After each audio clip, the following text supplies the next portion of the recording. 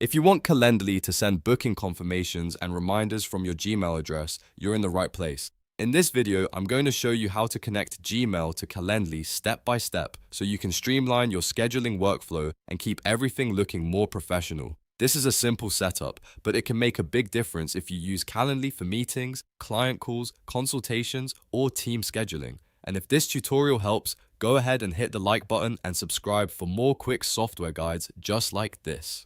Alright, let's jump right in. First, log into your Calendly account. Once you're inside your dashboard, look for the Integrations and Apps section. This is where Calendly keeps all of its connected tools and external services. Go ahead and click on Integrations and Apps to continue. Now you'll see a search option.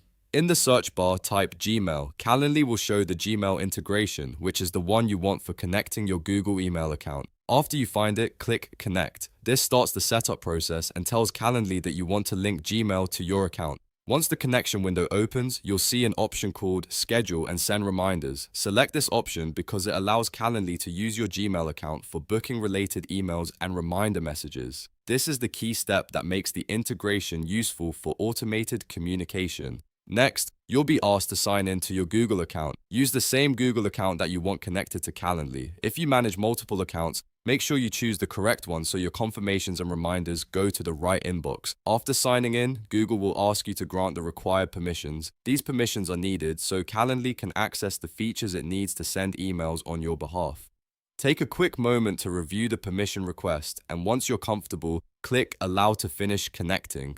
After that, Calendly should confirm that Gmail is connected successfully.